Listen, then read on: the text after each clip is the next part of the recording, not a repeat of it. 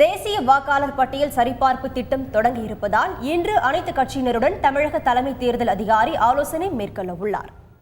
வாக்காளர் பட்டியலில் உள்ள நபர்களின் உண்மை தன்மையை சரிபார்க்கும் திட்டம் இன்று நாடு முழுவதும் தொடங்கப்படும் என தேர்தல் ஆணையம் அறிவித்துள்ளது.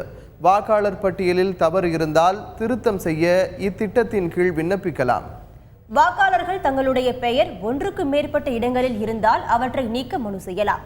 வாக்காளர்கள் தங்களுடைய ஆதார் எண், செல்போன் எண், மின்னஞ்சல் முகவரி உள்ளிட்ட விவரங்களை வழங்க வேண்டும்.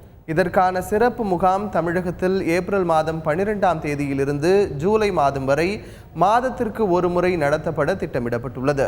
இது தொடர்பாக அரசியல் கட்சியினருடன் கலந்தாலோசிப்பதற்காக இன்று தமிழக தலைமை தேர்தல் அதிகாரி சந்தீப் சக்சேனா தலைமையில் அனைத்து கட்சி கூட்டம் நடைபெறவுள்ளது.